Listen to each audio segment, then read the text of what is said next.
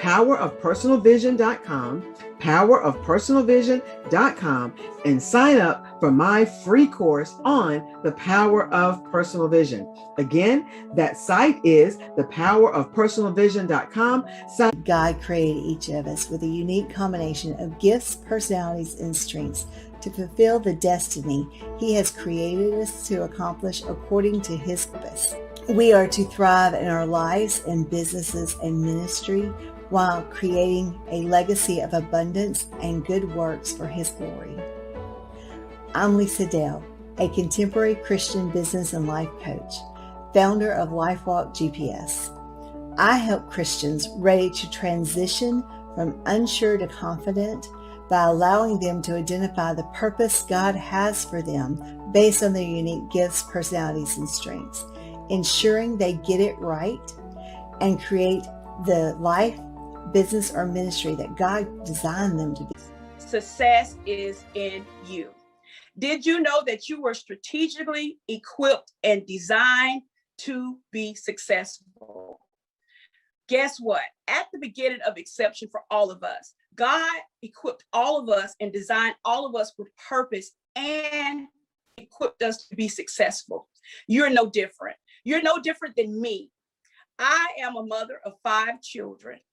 Actually, I was a young mother trying to raise 5 children, trying to handle a marriage, an abusive marriage, trying to work 3 jobs, trying to battle being not only a Black woman, but being a woman in corporate America amongst others, trying to balance all of that and still find my purpose in life.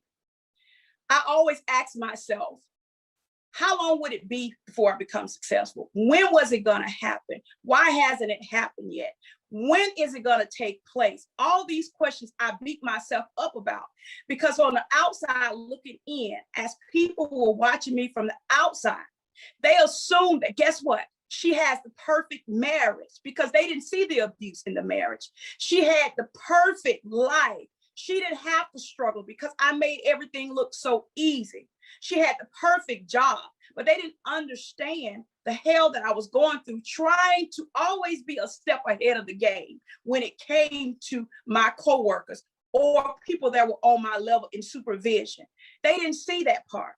They didn't see any of that. Only thing they assumed, because of what society portrays as success, is what they define as success. But me, and when I go home and have to go back to my everyday life, I was broken. I was messed up from the floor up. My mind was everywhere because I knew that God equipped me to do something great. But I didn't want to just do these great things just for everybody else and forget about myself. So God whispered to me one day, and I can hear it as clear as day. He told me, Tanya, you were strategically equipped and designed by me to be successful, but it's up to you to believe that. It's up to you to take accountability. It's up to you to dig deep within yourself and accept you for being simply who you are. You do not have to be every and anything to everybody. You just need to be true to yourself. And when I start listening and I started checking myself and not feeling bad for wanting to be more than people stated I should be, wanting to do more than I was already doing, wanting to step outside of my comfort zone and be in a better place when it came to being more financially stable for my children, being able to provide things that they weren't accustomed to getting, being able to walk away from a 20-year marriage of abuse throughout that marriage, being able to walk away from corporate America, dealing with the abuse of men that I work with that no one ever knew about.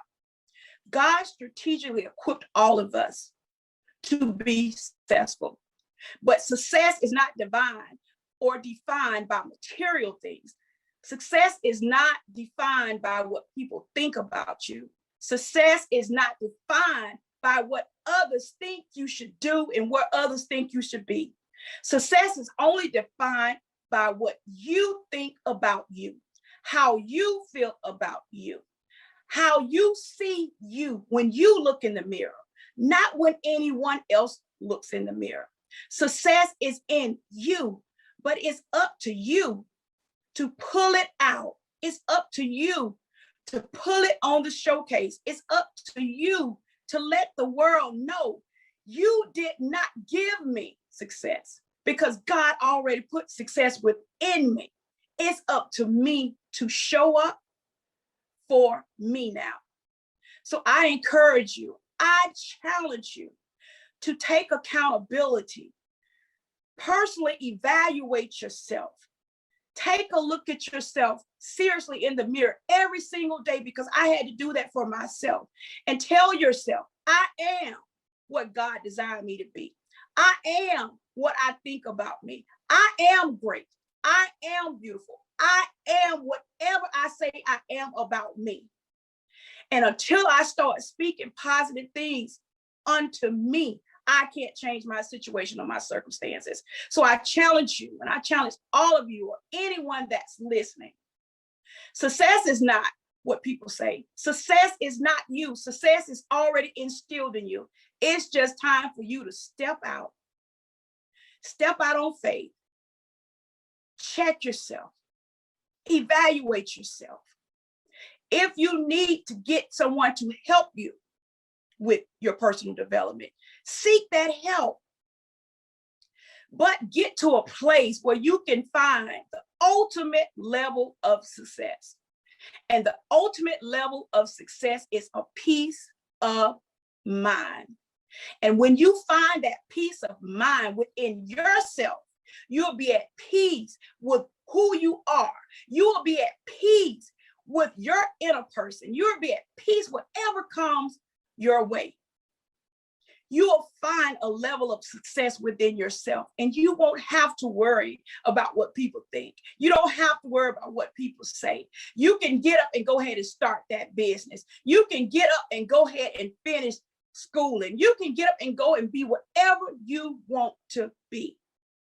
But it's up to you to understand that your success is not centered on what other people think and what other people feel or what other people say you should be or where you should go. Success is in you, and you determine how successful you are based on what you allow, what you tolerate, who you listen to. So make sure that you're doing all the things that you need to do, not for anyone else, but doing it for you. And when I got to the place where I was just happy, just waking up every day, showing up for me, just happy being Tanya and not just being the mother, being the wife, being the employee, being the motivator, being the teacher, being everything that everybody else needed from me. And I started just being who I needed to be for myself. I found the ultimate peace. Now I'm in a happy marriage. Now my children are set up financially where they understand the importance of finding a level of peace so they can be situated and be able to pass that down to their children. So what I'm saying to you guys, success is not you. Success is in you. And don't let nobody fool you. It's up to you now to make the decision to step out on faith and change the things that you can change. And the things that you can't change, challenge yourself to overcome those fears, overcome all of those obstacles. Get up, stop procrastinating, stop being lazy, stop doing the things that's causing you to not be able to be successful. It's all up to you guys now. So I challenge you and I encourage you to step out, do something different, try something different, be something different, love yourself different, Service yourself better. Be accountable for your actions. Hold yourself responsible. It's all up to you. No one can make you successful. It's up to you to make yourself successful. But always remember that it's already instilled in you. It's just up to you to let it out. And the time is now. The time is right now that you get up, stand up, step up, show up, and show out. Not for anyone else, but do it for you. I'm rooting for you. I'm clapping for you. I'm excited about what God is going to do in your life. I'm excited about it all. So I encourage you once again, step up, show up, and do whatever it takes to get you at a place of perfect peace within yourself. And once you get to that place, I promise you, I know that things will start lining up. Success will meet you at the door. Doors will open. People will come. People will pour into you. Lives will be changed. Testimonies will be made. All of this stuff will find you, and you won't have to run after success. Success will show up at your door, because guess what? It's already in you, and it's just waiting for you to open the door and let it out so that more stuff can come in. So you guys, find the success that's in you. It's not going to be easy. It's hard work. It's hard work when you have to check yourself and hold yourself to a higher standard of excellence.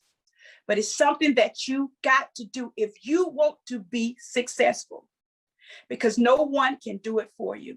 And no one is going to hold your hand. No one is going to be there when you're up crying. No one is going to be there when you're frustrated. No one is going to be there when you're trying to figure it out. So make sure you get yourself mentally equipped. Get your heart mentally set. Get yourself in a place where you're at peace with whatever comes. And once you do that, you'll learn that you can fight off anything. You can battle any obstacle that may come your way. And you'll be able to come out on the good end. So once again, you guys, success is not you. Success is already in you. And I want you to step up and let it out. Let it out in the world, because there are so many people that need to hear your voice. There are so many people that need to know that, guess what? If I can do it, so can you. And I know if I can come from a lot of trauma, abuse, and be successful, why can't you? We're all given the same hours in a day. We're no different. But if you do not apply yourself, if you do not execute, and you do not stay the course, you can't have everything God has already equipped you with and instilled in you. So get up, you guys. Show up for yourself. Show up for your own success. You determine your success. I can't determine your success. Only thing I can do is encourage you to be more successful. But I want you to find you. And once you find you, success will automatically gravitate toward you. So success is not you, guys. It's not you. Success is in you, because you are strategically equipped to succeed. And don't let nobody tell you otherwise. You are destined for greatness. So get up. Let's get the ball rolling. Let's start now. Let's start now to get you to the place that you need to be. I'll see you on the other side of Success Boulevard, because guess what? It's all in you, and I'm waiting to see what you're going to do with it. Thank you. Through traumatic relationships or divorce, and I help them get to the next stage of their life. I help them figure out the process of going from hurt, going from frustrated, into owning their success and building their businesses. And why do I do this? Because this was me. This was my story. You see, it was at one point where I was married. I was married for 17 years. And it was a rocky relationship, very rocky relationship, ups and downs. You know, we get married. We don't know in the beginning. You know, we get married because we think we're in love with someone. We think that person is going to be the one. We've done our homework, right? We're young. We've figured it out. We have all the answers. They're telling us the right thing. We say, I do. And then we realize that down the line that, wait a minute, I might not have thought this through. You know, things are not going the way I wanted them to go. Things are not happening in the manner in which I envisioned a marriage should be. I envision a marriage where we're going to be everlasting. We're going to work it out and figure it out together. We know we're going to have hard times. Yes, we're going to have hard times, but we love each other, right? And we'll work it out. And then the children come.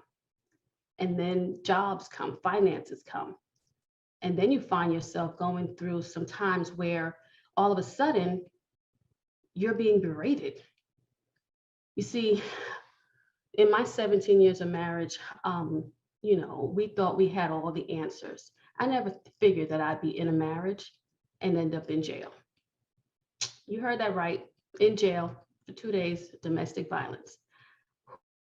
Who wants to get married and then go to jail? Who wants to get married and then realize that the person that you're with is toxic for you? That's not a marriage, but there's no blueprint for this, right? We don't know. We just have to try to figure it out. So I remember one day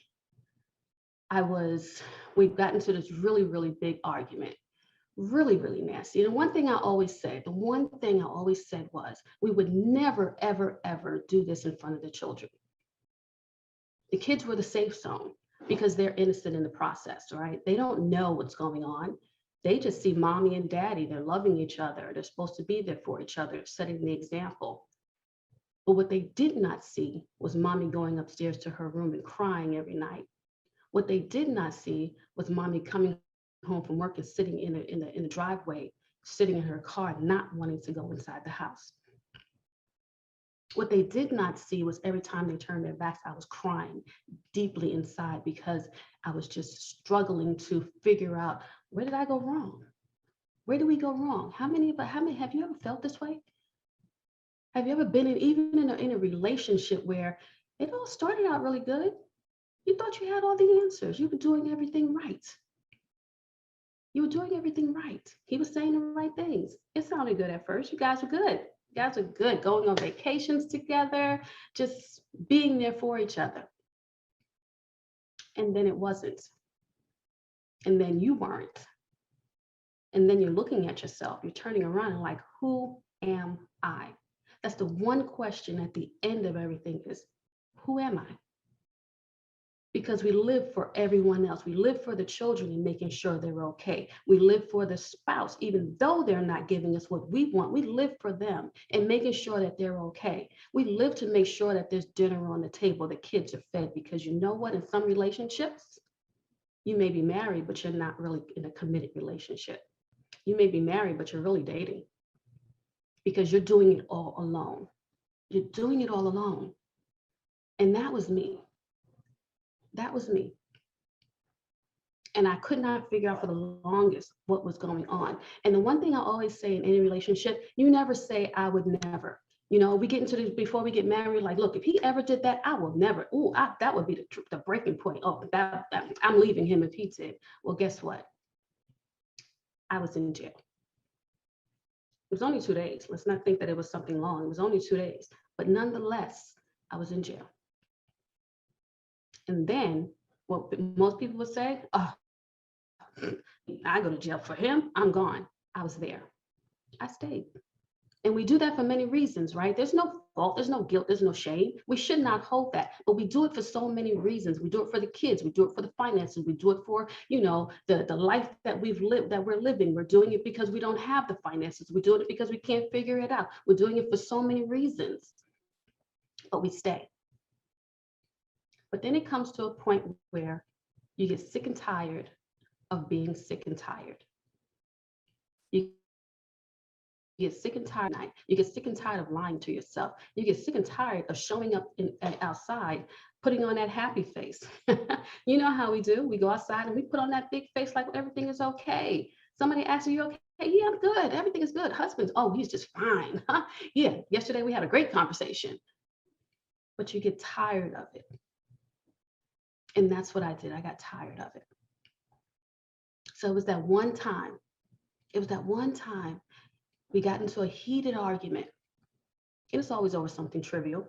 I think it was because we were, I don't even remember, it was a movie theater or something or another, but it was a topic, but it was not the issue, the underlying issue, the root cause of what was going on. It was another topic, but it was so many topics, but this was the topic of all. This was the icing on the cake, the cherry on top. And I remember going to him and I said, this is the last time you're going to talk to me in that manner and treat me in that way. And I remember walking out of the room. And at that time I had walked up into the room. He was sitting on the bed and we had just gotten home from the movie theater. Like I was saying, we had just gotten home from the movie theater. And I was just, on the way back from the movie theater, I mean, he was cutting into me, into my soul, just really, really going in about something that he was upset with. And I was upset because the kids were in the back. And that was the breaking point. And he went upstairs to the room. I walked up those stairs. I walked into the room and I stood in front of him. And I said, this is the last time you would speak to me in that manner. And I walked out of that room and I heard him shut the door behind me, slam the door behind me. And I heard the cursing of, I was everything except the name that my mother gave me. And I remember walking down those stairs and I felt like the weight of the world was on my shoulders. And I went downstairs and I sat on the couch and I told myself, okay, I'm gonna have to figure this out. I'm gonna have to figure this out and I'm gonna have to make it work, but I will figure it out. And I remember sitting there with my hands in my head in my hands on the couch, feeling broken and powerless. And I said, I'm done. And then I heard someone suddenly say, Mommy, are you okay? And I looked up and it was my daughter staring at me with worry in her eyes. You see, like I said, for those 17 years with my kids, whenever they saw that, I was able to say, no, I'm okay. Mommy's good. Nah, we're just good. Mom and Dad are just having a little argument. We're okay. What do you want for dinner? And change the subject. But that day, no, I didn't. I put on a smile. I said, you know what? No, I'm not okay, but we're going to be okay. And it was in that moment I took, and that's when I made the plan. I said, today is the day where I put me first. Today is the day where I look out for my safety. Today is the day where I look out for my security and my kids' security. That was the first time I uttered those words to her. And that was the one time I felt so in power. So what did I do? I made a plan. I came up with a plan. And at that moment I said, my marriage is over. It's done. 17 years, I'm done. So I put together my exit strategy. We can't just do it. The one thing I had to do was figure out what I was going to do, how I was going to do it. And I had to put my kids in the forefront. They were the most important to me at that moment. How can I make sure that I do this for my safety, their security? And that's exactly what I did. I made up my mind and I found me a place. And it took me some time, but I was okay with it. I was okay with all the drama that was still going on. I was okay because I had made up my mind that it was time to go. And I found me a place and we moved. The very next month we moved, I packed up my kids and I took what I needed. The one thing I say to ladies, when you're going through these situations is the bickering. I'm not done. No need to bicker. If you've made up your mind, no need to bicker over anything. You pack your stuff and you leave. That's it. You want the refrigerator, keep it. You want the couch, keep it. Because you know what? God will provide you with everything that you need and whatever you need going forward. And that's exactly what he did. I found me a place. Let me tell you, I had never slept so good in my life. I didn't realize that what I was missing. I didn't realize that when I got in my bed and that night and was able to go to sleep and put my head on that pillow and slept like a baby. Slept like a baby. Didn't even have all my furniture. Kids had theirs.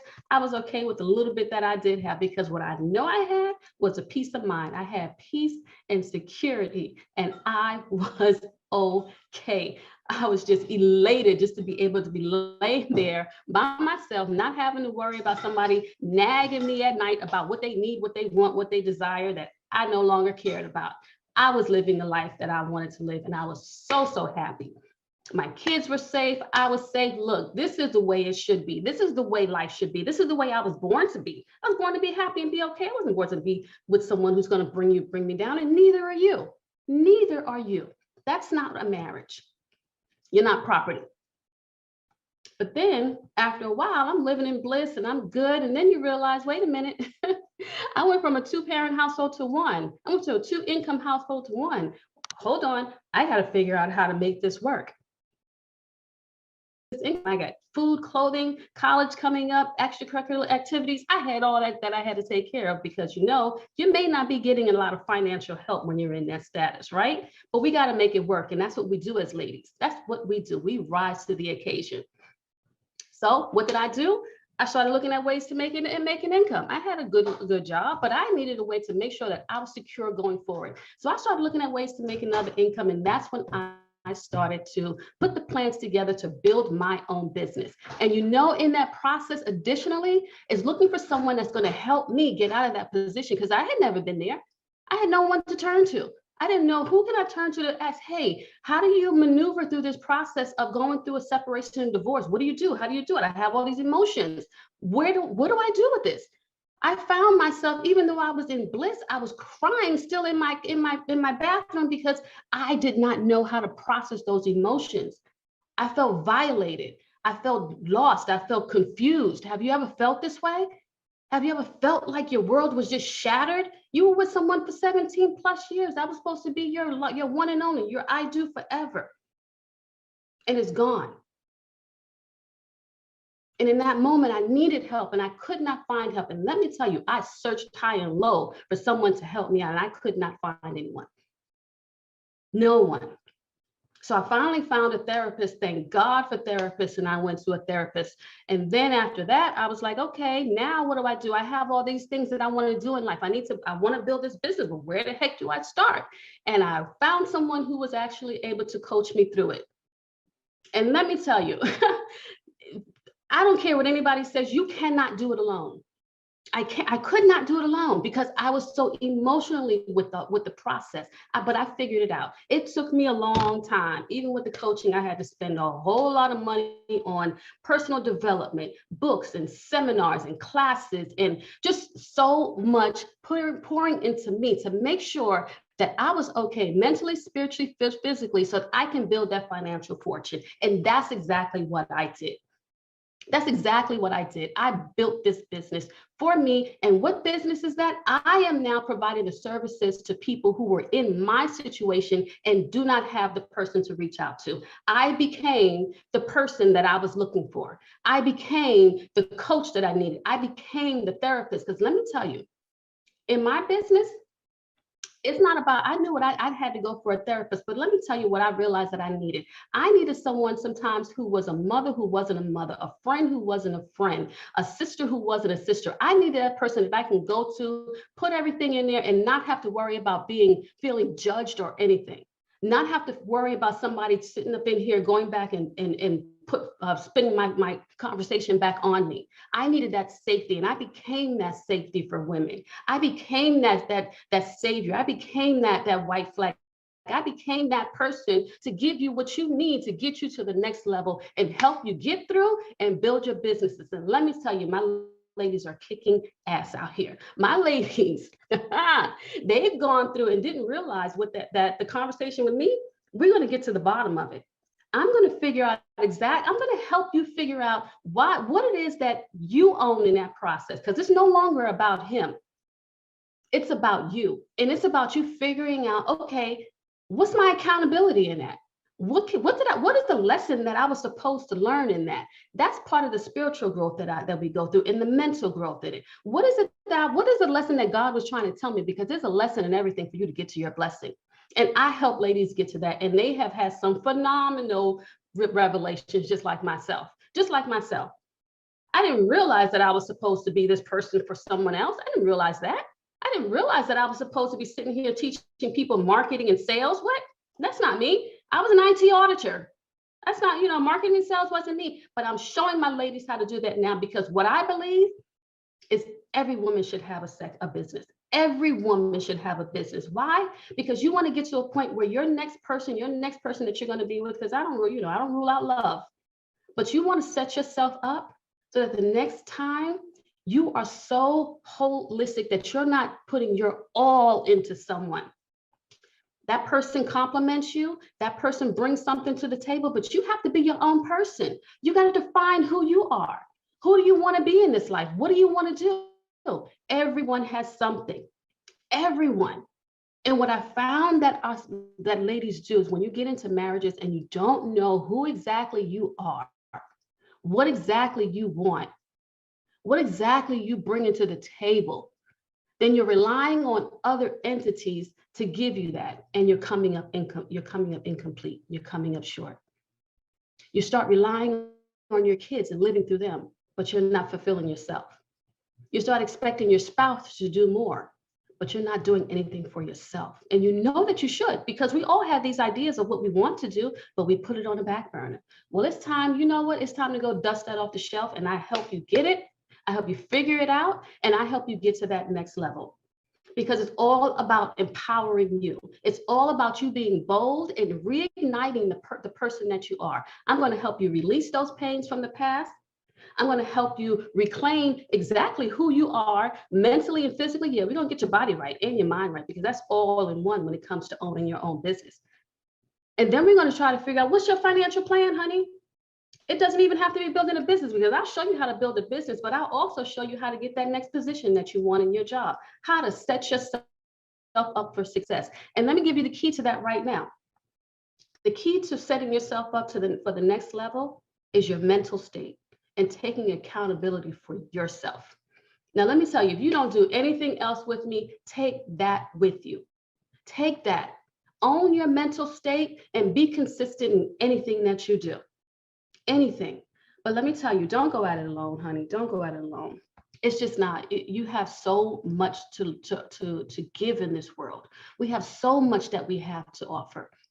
But I want you to declare it. I want you to declare it to yourself right now, that no one else has, right at this moment, say no one else has any control over you. You're going to take back full control over who you are. Take back your control. Speak it, write it out. Because there's a power in speaking and there's a power in writing it out. Declare it. Own it. Take accountability for exactly who you are. Listen, we go through this, and one of the common questions that I get from people is, Tanya, can you help me rebuild myself? Can you help me figure it out? And my answer is always a resounding, yes, I can. I can help you rebrand yourself. Because that's what it's all about. Rebranding who you are. We think of branding in terms of, a business that you're running. That's the front end. That's all. I mean, that's the back end, baby. That's the best. That's the residual. You have to rebrand who you are and step into your greatness. You have to figure out, what do I want? How do I want to show up every day? How do I want people to talk about? What do I want to leave every time someone walks away from me? What's the impression that I want them to have? What's the feeling that I want them to have when they leave, when they encounter me? What is that? We know what we wanted for our kids, right? But for you, how do you want someone to walk away from you? Look, these are the things that we get through. And let me tell you, all my ladies, I tell them, when you leave me, when you come work with me, we are sitting there and we crying on, like you gonna think you're a therapist, but I am not a therapist. But you're gonna get to the nitty gritty. And then building your business is gonna be It's just going to go, because you're going to be so in tune to who you are as a woman and what your next step is. Everything else is just going to come easy. You just need the blueprint, and that's what I'm going to give you. I'm going to give you the blueprint. In my 3-step process, we have be mindful, we have be well, and be wealthy.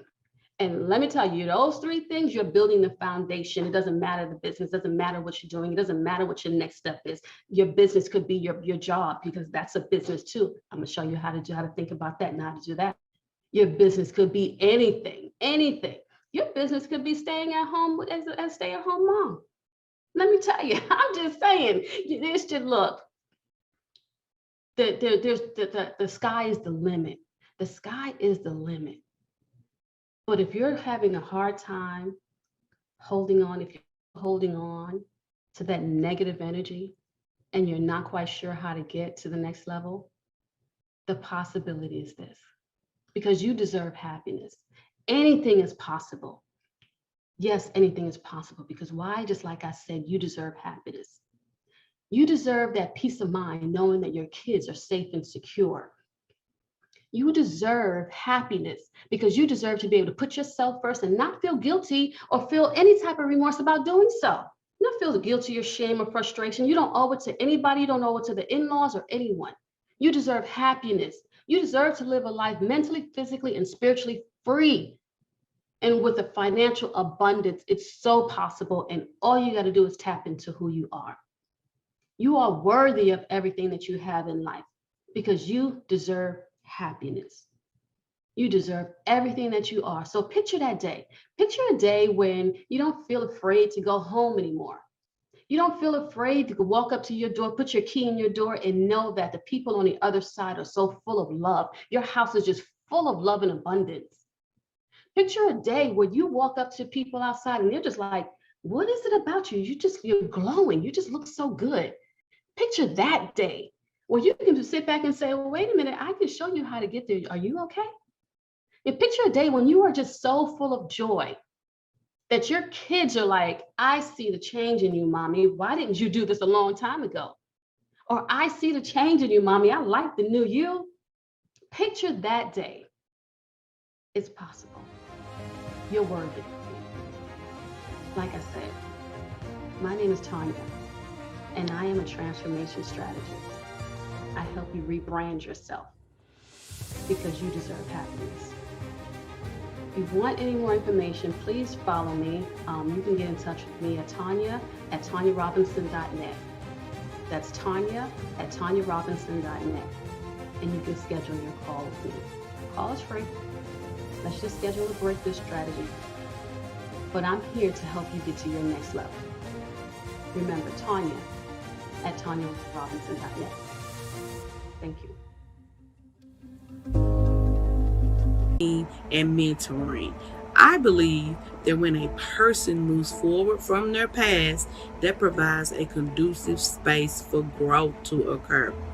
I also offer forgiveness coaching, relationship coaching, and self-care advocacy. My goal is to use words to empower and heal. You can schedule a session with me through my website at www. Through motivation, encouragement, and through the provision of life coaching services, we believe that true beauty shines from the inside out, and we have provided a cozy environment such that we can cater to your braiding and your life coaching needs. By life coaching needs, we are big on personal transformation. We give you services on marital transformation, personal transformation, career transformation, and even business transformation. Contact in a superhero t-shirt. They are so excited.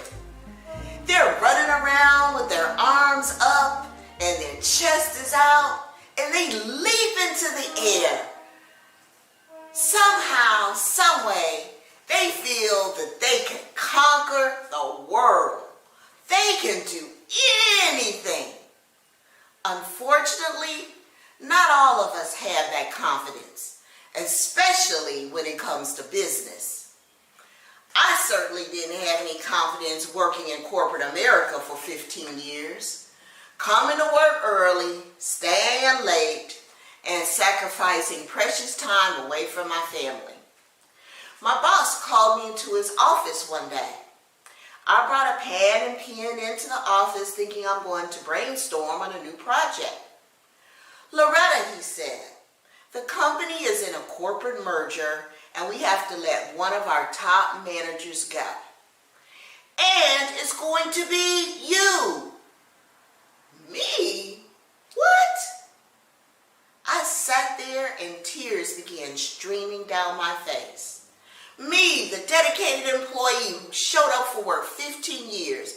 Me, the employee who lived and breathed the corporate culture. Me! My boss had just pulled the rug out from underneath my feet and I was livid. After I calmed down, I was terrified. I had 3 strikes against me. 1, I was literally unemployed with no job interviews in sight. 2, I was graced with age and companies were hiring millennials straight out of college and paying them 1/3 of my 6-figure income salary. And 3, I imagined in my head that I was going to have to break a promise to my 2 children in college with out-of-state tuition. Hello, baby. Mama lost her job, so you're going to have to come home from college and leave your dreams behind. Now, there's more to the story, but what I will share with you is that I transitioned into becoming a successful entrepreneur using the tool of real estate investing. When I generated $80,000 net profit on my first real estate deal, I never looked back. Moving forward, I've expanded my business to coach new entrepreneurs while including their families in their business. As a prominent family entrepreneur expert, here's what I want you to know. 99% of success is built on failure. You can overcome loss and adversity. You are powerful and unstoppable beyond imagination. But first, you must be prepared to generate confidence necessary for business success. I learned this lesson the hard way. When I was 7, my mother believed that I should take music lessons. We had an old piano in our 2-flat home. Back in the day, the piano teacher came to your home to give you weekly lessons. I loved pop music like the Jackson 5. Not so much Tchaikovsky. But I was required to read and practice classical sheet music as instructed. Therein lies the problem. You see, both of my parents worked and they didn't always check to see how much I was actually practicing. I figured I could get away with practicing as little as possible so I could turn on WVON AM radio and listen to Herb Kent, the Cool Gent, which was a popular Chicago DJ at the time. Well, the chickens came home to roost, as Malcolm X would say. I didn't realize the piano teacher had to demonstrate value by having students participate in a piano recital. It's time for you to perform to play this classical piece, she said, and it's by Bach. The recital is this coming Sunday afternoon. What? Nobody said anything about me having to play on stage in front of a group of people. The look of sheer terror consumed my body. Today was Wednesday and I only had 3 days to really practice. What was I going to do? Before you know it, Sunday morning arrived.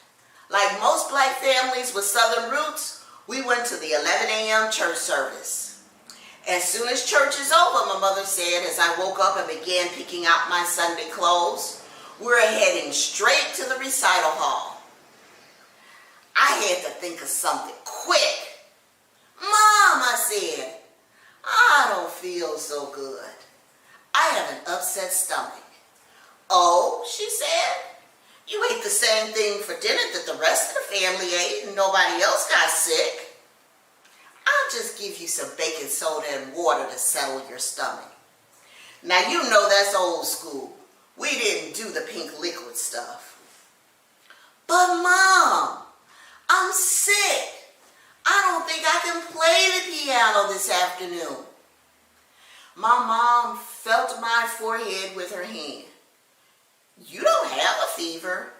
You'll be fine, honey. My mom already knew it was a case of nerves, and she prevented me from backing out. The baby grand piano looked huge to me. As I began playing my musical piece, I stumbled and had to start over. I took a deep breath and started again.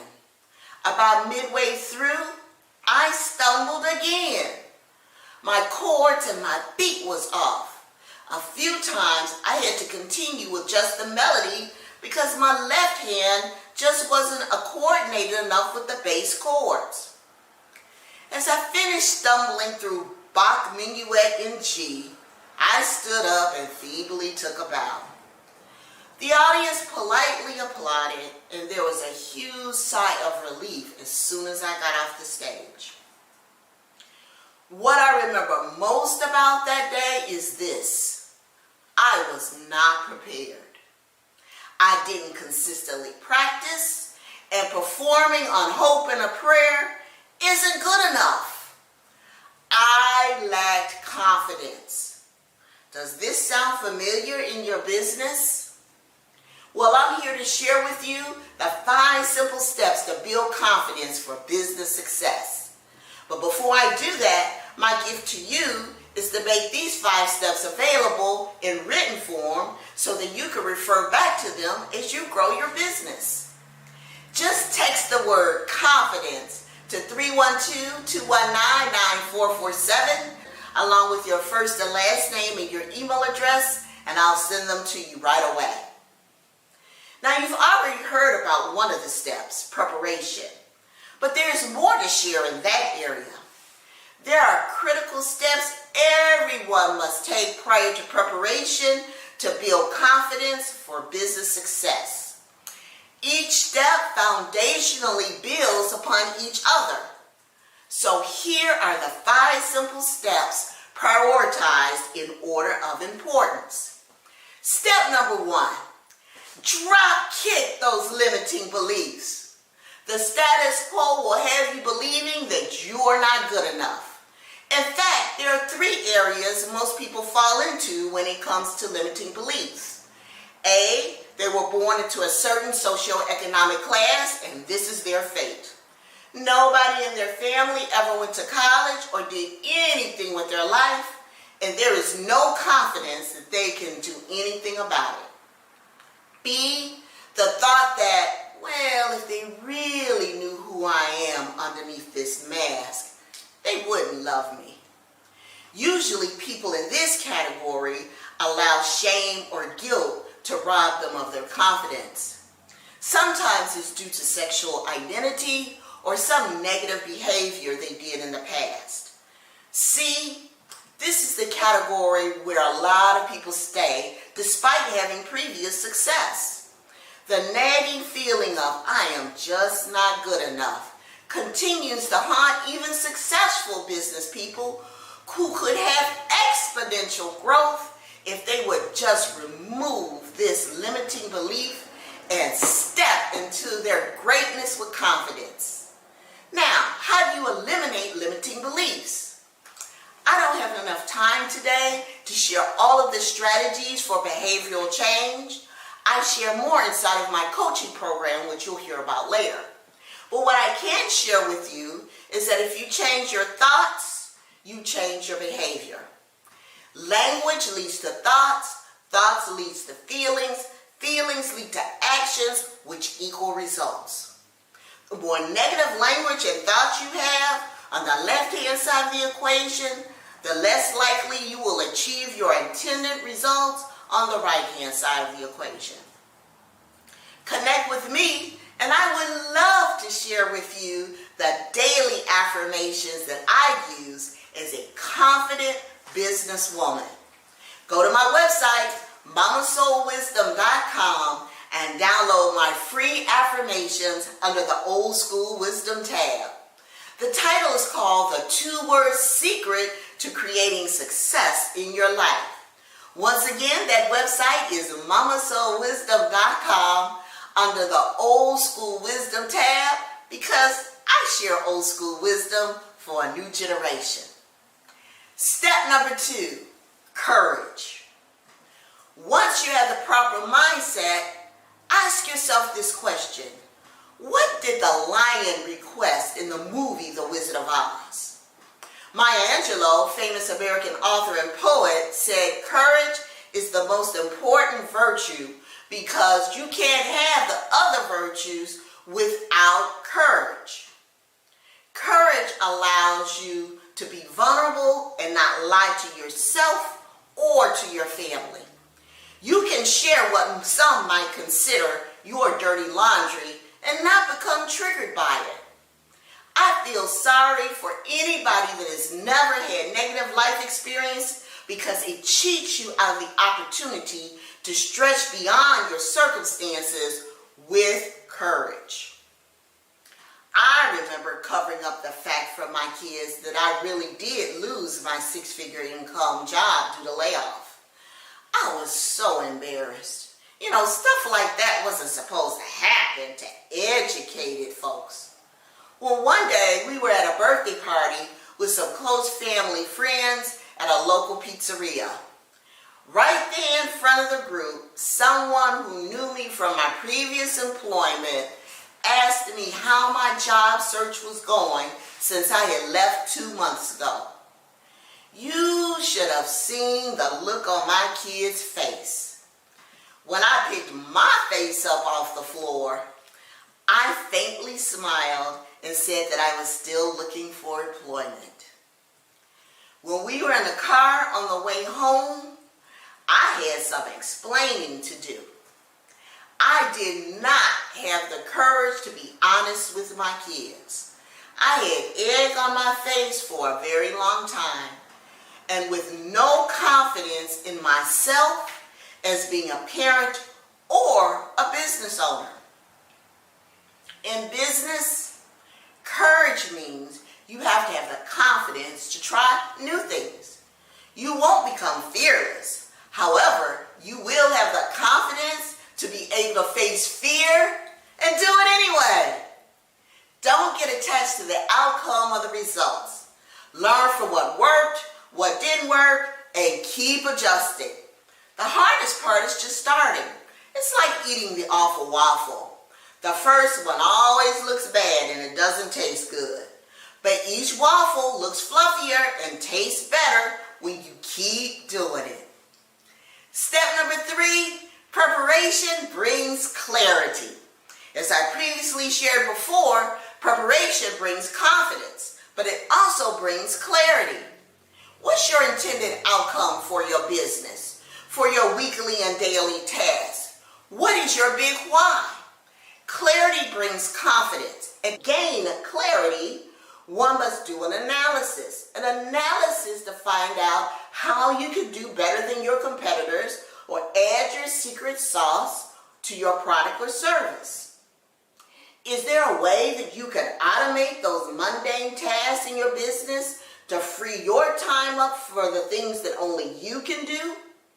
Can you eliminate the limiting belief that you can't hire a virtual assistant to support you in your business where you have possibly weak areas like social media or marketing? When preparing, use the technique of visualization to get the job done. Start with the end in mind and accomplish your goal. Work backwards by filling in the action steps required to succeed. Then you add your by-when dates next to each action step until you reach the beginning step. Then get to work and watch your confidence build. Step number 4, sharpen the saw, practice speaking and listening skills.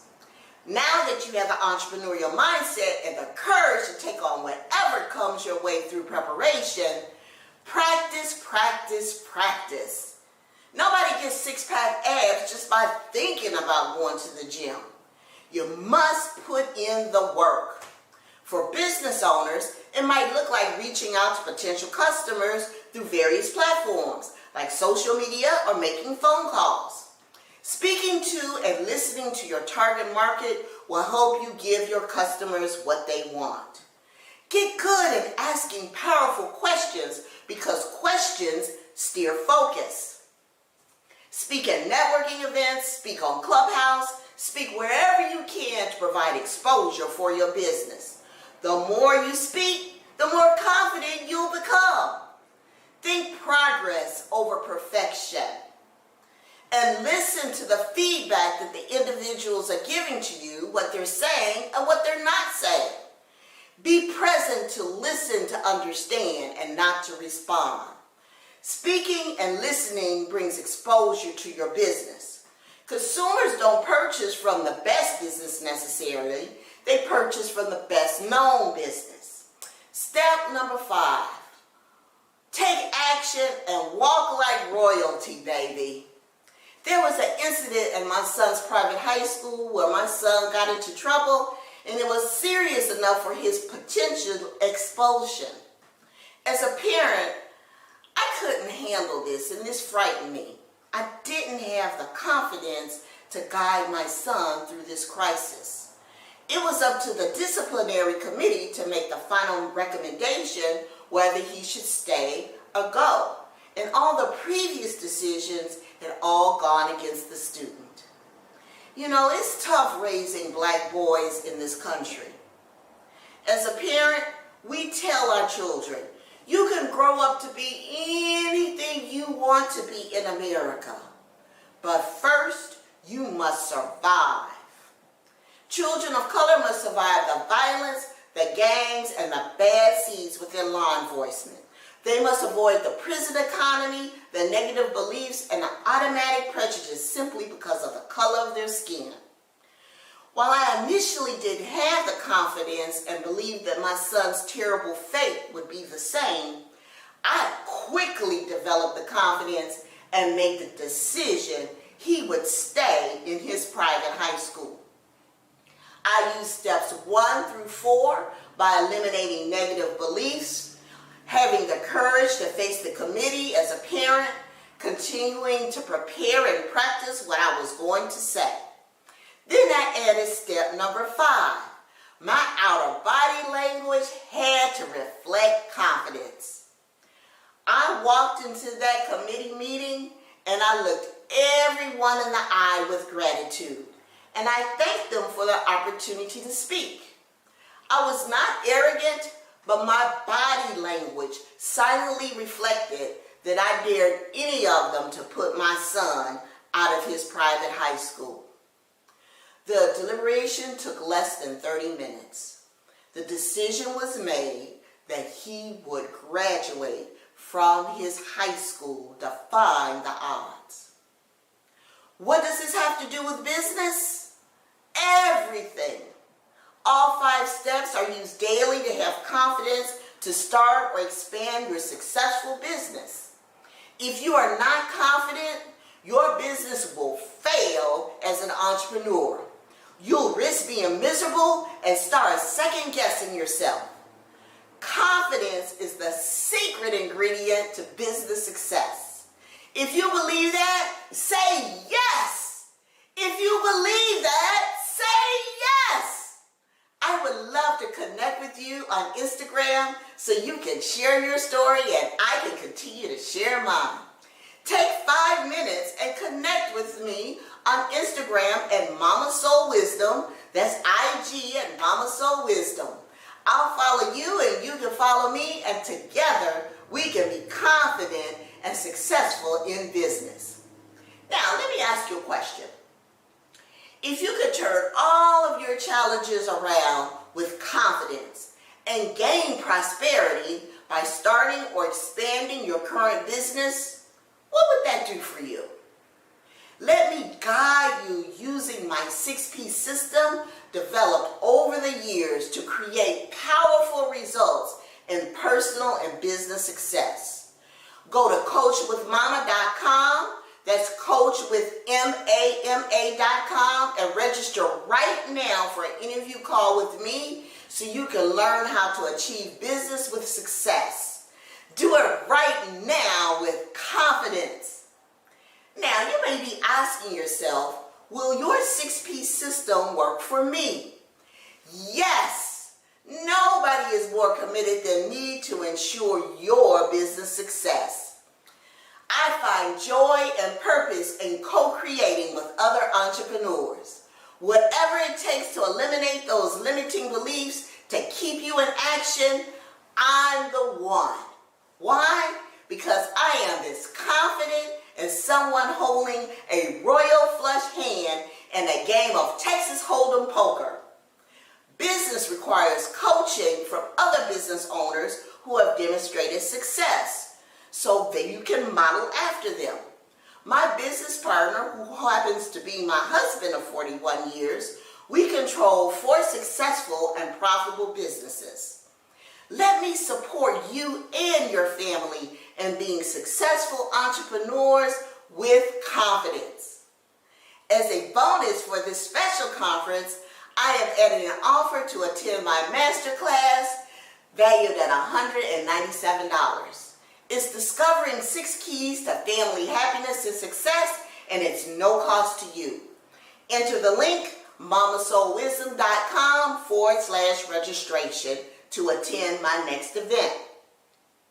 My name is Loretta Wessel from Chicago, Illinois, also known as Mama Soul Wisdom, sharing old school wisdom for a new generation. I am the founder of I Am Love Movement podcast, where I interview parents and individuals who share how they have triumphed over tragedy through love, acceptance, and forgiveness. I'll leave you with this thought. Beat the status quo. Whatever you're doing today, do it with the confidence of a 4-year-old in a superhero t-shirt. Be confident in your business and live your best life. See you next time.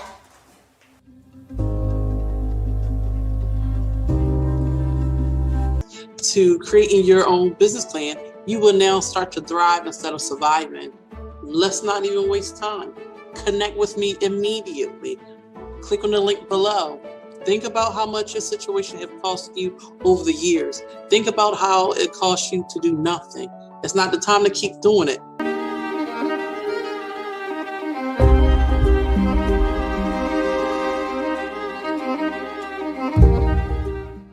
My name is Terry Harden. I'm Walt Disney's legendary Imagineer, Jim Henson puppeteer, known as a Muppeteer actually, international trademark artist and speaker. And I'm from Hollywood, California. Daddy, pick me up. I was a little girl and I was in the park. My father took me there often. And I saw so many parents picking their children up and flying them through the air to get a drink when they were thirsty. I couldn't reach, so I shouted to my father, "Daddy, pick me up. I'm thirsty, please." But my dad just stood there. He didn't move. Instead, he called me over. When I got to him, he said, "Honey, I can't, not here. Let's go home and get a drink." You see, if my Black father had touched me to lift me up at a drinking fountain at a public place, he could have been arrested or killed.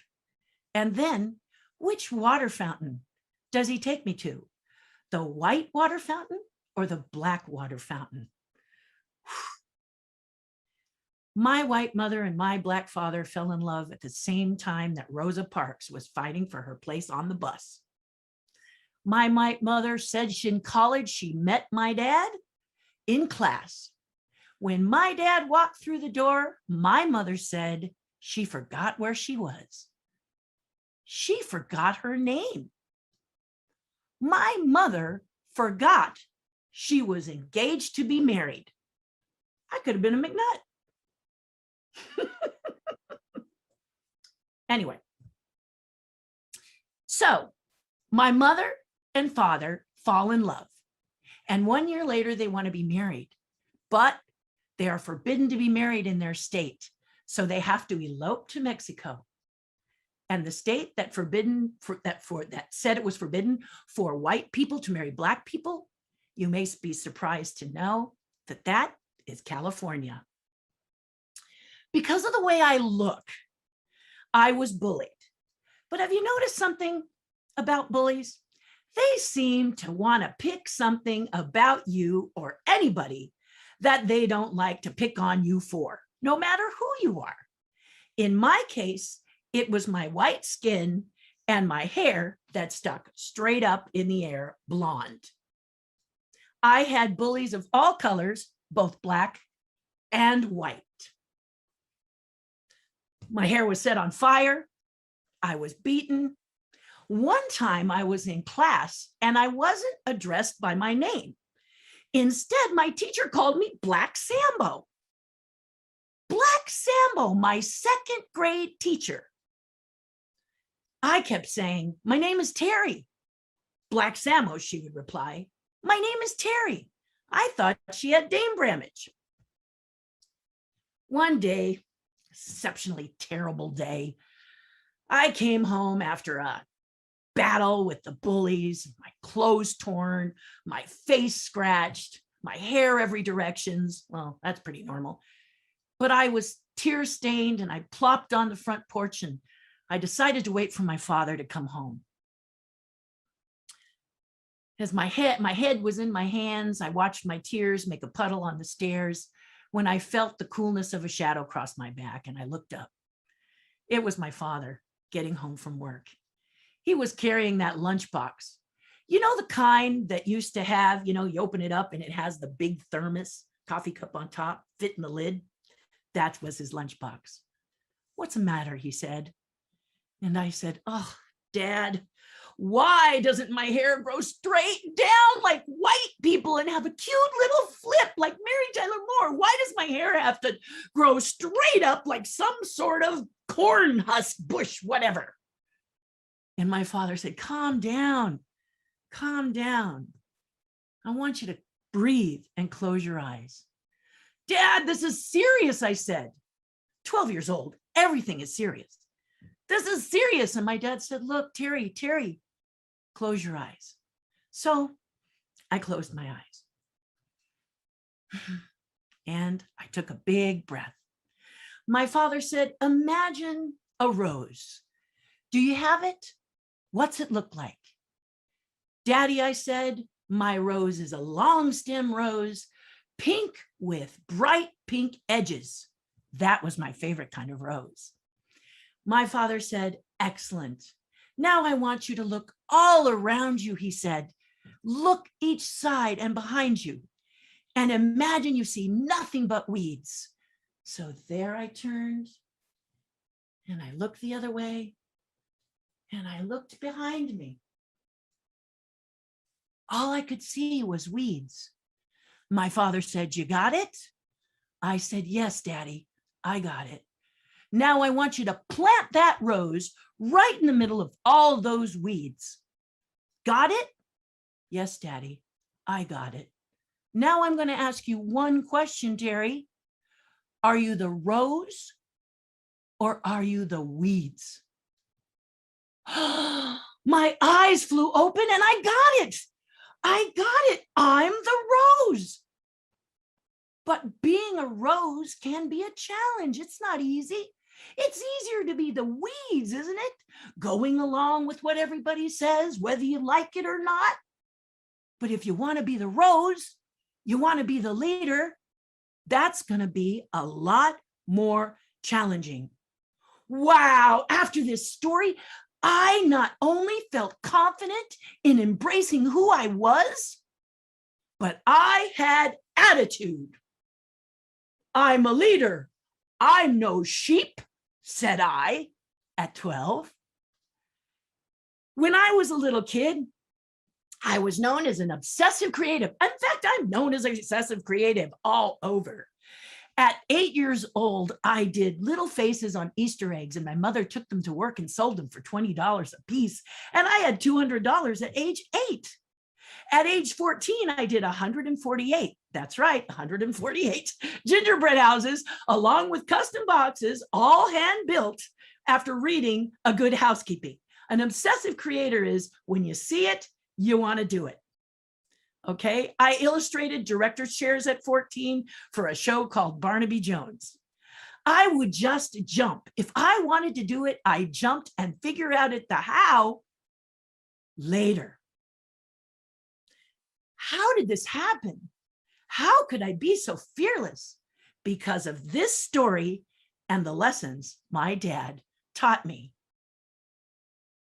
You see, you are a very unique, special person, and it's going to be challenging to be you.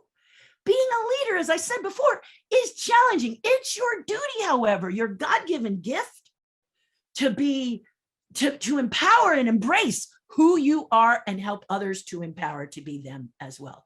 Isn't it? You deserve to have an amazing life, and you deserve to be successful.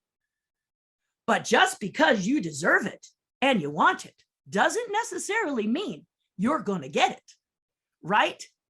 God has a sense of humor, and he might just want to make sure you're worthy. So you may say you want to be an actress, a voiceover person, a musician, or even a Disney Imagineer. And he may say, really? Puh, puh. He punches you to the stomach. Puh, a right cross to the chin, and down you go. God says, you going to stay there? Or are you going to get up? Maybe you don't really want it. You get up, you dust yourself off. And then a karate kick. Hi-ya! Down you go again. Lord! And he says, are you sure you want it? This is not an easy path. It's not for the weak. And you say, I'm not weak. I'm a leader. And you stand up and you dust yourself off, don't you? Yes, you do. You see, I always wanted to be a Disney Imagineer. That's the person who sits and designs all kinds of attractions for Disney parks all over the world, Shanghai Disney, WDI, Disneyland, et cetera, so on and so forth. And so that's what I wanted to do. Here are some of the attractions that I am responsible for. Dragon's Lair Paris, the dragon is mine. Big Thunder Mountain, here I am building it at Imagineering, Big Thunder Paris. There it is at the park in Paris, for real, mine. Be there a lot longer than I will be. I was in both Ghostbusters, helped build the Marshmallow Man and did the Terror Dog. Worked with Dolly Parton, whoa, and so much more. But I had to fight for it. Well, I wanted to be an Imagineer, and here's what happened. It didn't happen right away. I have enough rejection letters from Walt Disney Imagineering to paper this entire studio 10 times over. That's right, 10 times over. That mouse was on every letterhead, Mickey Mouse in his sorcerer outfit, and I began to hate him. I'm going to be truthful. Mickey would say, you're not worthy. No, thank you. Never mind. Disney doesn't want you. Over and over and over again. But I didn't quit. And suddenly, there I was, a Walt Disney Imagineer. I kept doing it. I have an amazing life. And as a result, I'm very, very successful. And you can too. But I got to tell you, it's not enough just to dream about what you want to do, to try and manifest it. You're going to have to fight for it. And you're going to have to say to yourself, I'm not going to let other people, even a Disney mouse, tell me what my destiny is, what my life's going to be like, what my success is going to be. I'm not going to do it. You remember the pet rock? If you don't, Google it. The pet rock was a little river rock that sat in a little box with air holes that looked like a pet carrier. Let's think about this guy for a minute. How many times did God and many of his friends must have knocked this guy down before he got up and successfully sold it and later made millions?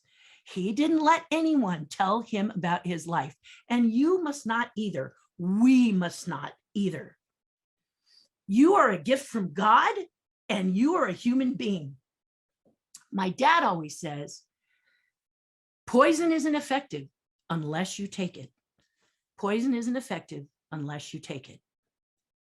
As I said, you are a human being and you can decide your destiny right here and now by drawing a line in the sand. If your day is not the best day right now, you and only you, a human being, can say the next day will be better, the next day will be better, and make it so. Jim Rohn says, you're a human being, not a goose. A goose must fly south for the winter. A goose has no choice, but you're a human being. You have a choice. Imagine being a goose and you don't want to fly south for the winter. You're flying along going, what the heck? I want to stay in the cold. Why am I flying south? I don't want to fly south. I don't want to fly south. But if you're a goose, you're flying south. So revel in the fact that you are a human being. And you can be amazing because you're not a goose. You can choose it. You can make your success your success. Funny, huh? Silly, huh? Crazy, huh? Let me leave you with one more story. I got to do a wonderful show called Captain EO with amazing talent. You may have heard of him, Michael Jackson. We did a show together called Captain EO and became very, very close friends. One day I went to the studio once we had broke for lunch to eat my lunch. I liked quiet, comfort. And I heard some activity I hadn't usually heard. And I said, hello. And a sweet voice came back, hello. It was Michael Jackson. Michael, am I bothering you? I usually have lunch here. He said, no, come on, have lunch. So there we sat on the steps of the Captain EO set and had our lunch together. I said to Michael, may I ask you a question, Michael? He said, sure. I said, it could be personal. But I said, you have brought so much joy to everybody. This was 1985 when the man was on fire. Billie Jean and Thriller, you remember the dances, the moonwalk, everything. I said, if you had 3 wishes, what would they be? I'm a genie. What would they be? He said, the first one was he would like to have his childhood. He'd like to climb a tree, be a silly kid. But as you remember, at 4 years old, he sang ABC and his parents clamped down because they didn't want him hurt. His second was to have him walk in a mall, walk in a mall without having to buy it first. And his third was to go around unnoticed in public, walk and nobody notice who he is. Why do you care about Michael Jackson and me knowing it? Because what Michael Jackson is saying, for all his wealth, for all his joy, for all his glee, all he wanted to be was you. Michael Jackson dreamed of being you. Shouldn't you dream of being you? Shouldn't you embrace who you are? Success begins by being who you are. I'm Terry Harden. Thank you. Successful business owners. I would watch him get so excited, tell everybody, oh, I got this new business opportunity, only to quit the moment that things got hard or his excitement ran off. As a child, it would break my heart to watch the sadness and disappointment on his face as another business opportunity goes down the drain. My dad was smart, man. He had all the tools. He had money. He had resources. He went to seminars. He read all the books. There was something missing. And today, I am going to give you that missing piece. Today, I'm going to give you the only philosophy you need to win in business and in life. Believe, plan, execute. My name is Philandria Washington, and I spent the past 20 years helping business owners understand why this philosophy is so important. So to believe, what does that mean? To believe means to know, be certain, to be sure. So what do you believe? What do you believe about your business, your partners, your customers? What do you believe about yourself? There is great power in understanding what we believe. In the medical community, there is a real phenomenon called the placebo effect, where doctors take sick patients and they give some of them real medicine, and then they give another group just a sugar pill. Out of the group that receives that placebo, the sugar pill, only some of them,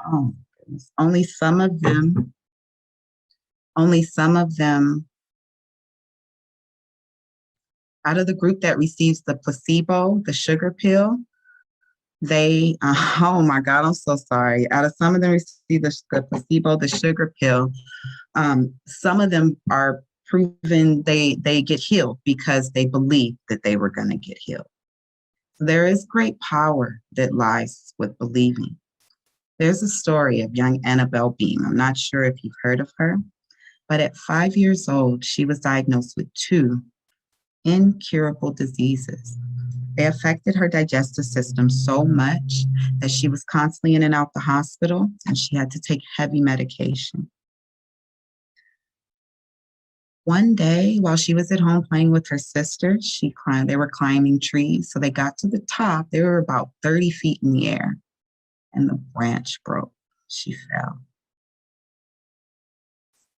They rushed her to the hospital. The doctors did all kinds of tests on her. And they were astounded because she had no broken bones, no brain damage, just minor scratches and bruises. And what was even more astounding was she was now cured of the 2 incurable diseases. Nobody could explain this. The doctors, her parents, no one knew what happened except for Annabelle. Annabelle said, when she fell, she went to heaven and she saw God, and that God told her he was going to heal her, and that is how she became healed.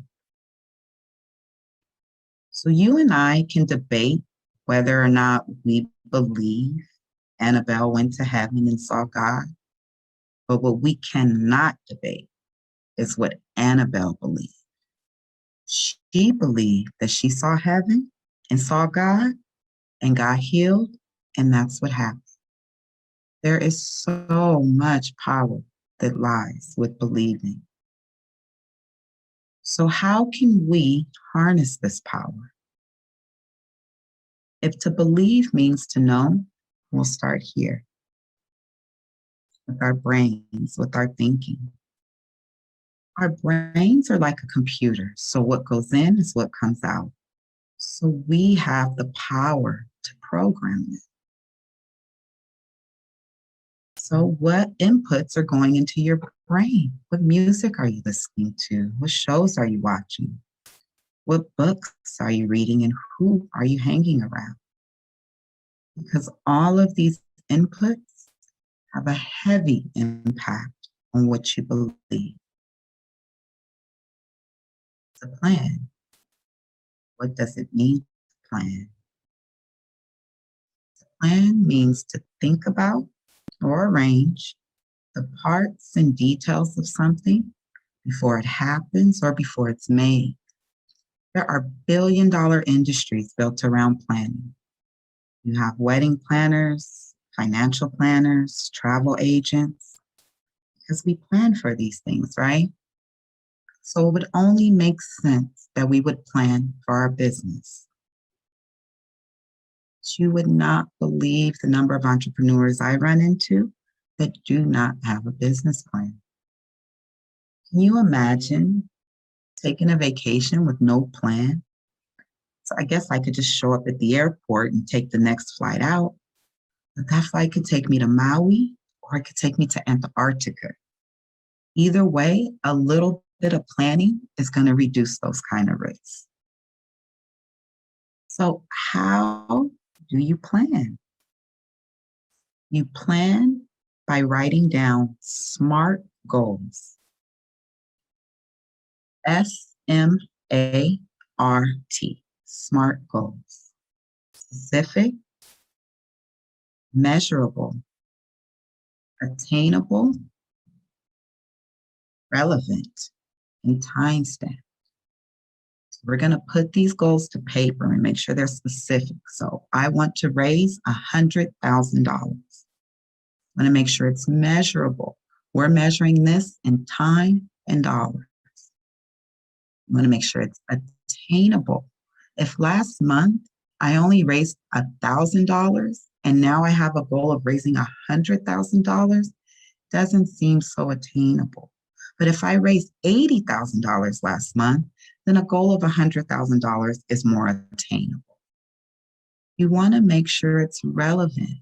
So if you are asking people to just give you money for no reason, we're assuming it's a nonprofit and it's going to a good cause. And the last one, it's timestamp. So we want to earn $100,000 between August 1st and August 31st. Quality is the focus when planning for a business, not quantity. Doesn't matter the number of words in the plan or the number of words that you have as a goal, it's whether you're willing to believe in it and execute. Andrew Mason, one of the founders of Groupon, he wrote his business plan on a napkin, and it only had 3 points. Think about the company, grow the company, get investors. Those 3 points on a napkin is what led into Groupon today. I have seen one-page business plan just as effective as 30-page business plan. It is not the quantity of the words on the page that matter, it's the quality of the words on the page that matter. Once you have your plan together, it is time to execute.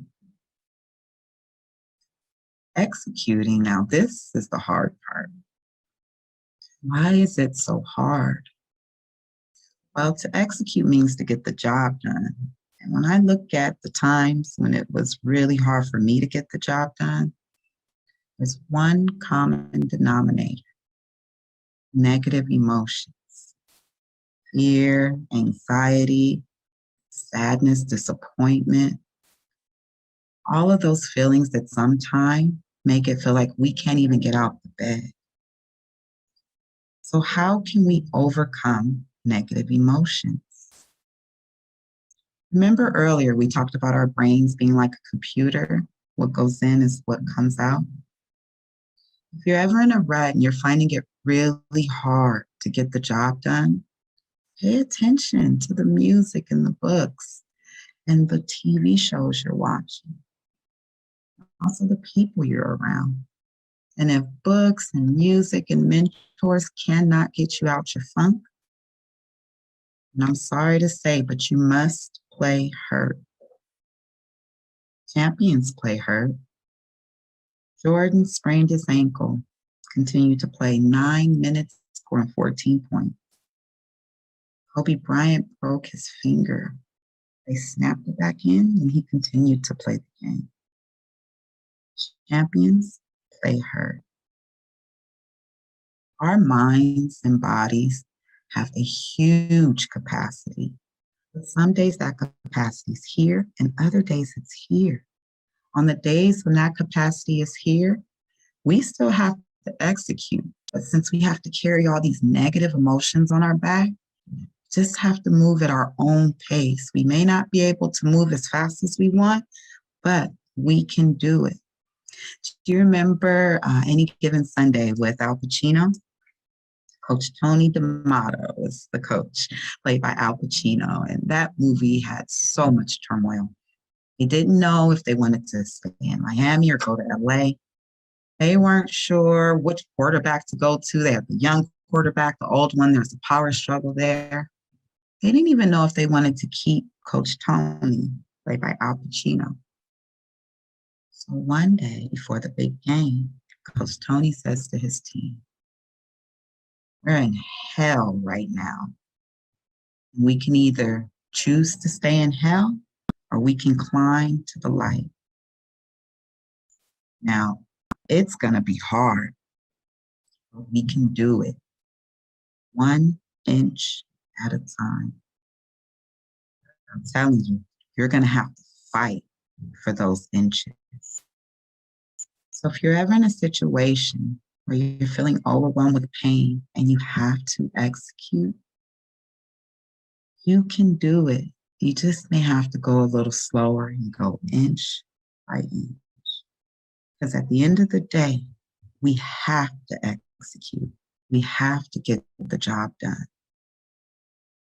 Every day, businesses are being born and they're dying.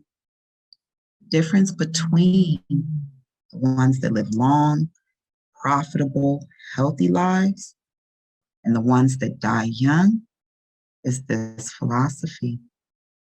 The ones who live long, profitable, and healthy lives, they believe in themselves and their business.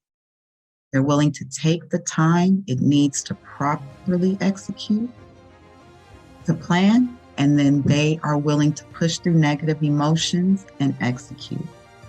It is so important that you create a business plan for your business.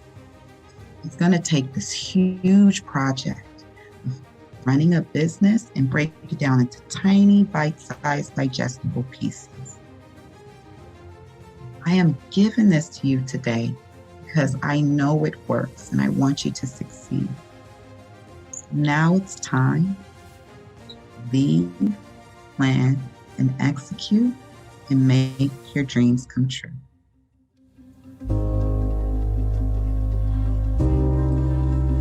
So this is something anyone can do from anywhere around the world. And I'm so excited that you've joined me. So I'm going to share my screen because I have a lot of slides that I want to share with you. If you stay with me through this workshop, you are going to leave empowered, ready to get in the driver's seat of your health and truly live the life that you deserve. So put on your seatbelt and let's get ready to go. Well, the title of this workshop, Success, Health, and Great Wealth, the life you deserve. Believe me when I say health is wealth. Without it, nothing else matters.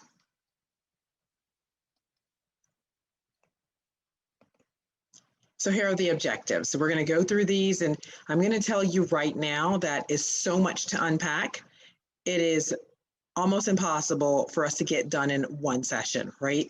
So you're going to get opportunities to join me in further workshops and deep dives and personal health assessments and all this other stuff I'm going to talk about later. But what I really want to focus on is bringing alignment into your spiritual, emotional, mental, and physical health. We're going to explain why we are where we are, of course. There are some tests, so don't get scared. Fairly easy, I think. But it's going to teach you a lot, and then learn what we can actually do about it to get, again, in the driver's seat of our health. And I'm going to provide you with some practical, applicable tools, and then I'm going to give you a challenge. So my first question to you is, how are you taking care of you? This is just a simple, basic steps right here. Okay, and we're going to talk about 7 steps that I promised in the talk that you decided to join me here from. And it was about, how are you eating real food, exercising, drinking water, how much have you drank, right?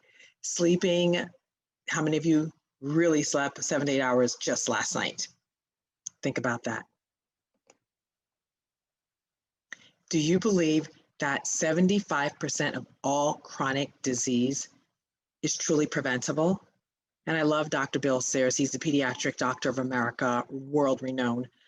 I know him personally, and he knows that food is medicine and that we can take control of our health once we get the knowledge, education, getting a great community of people, and have fun doing so.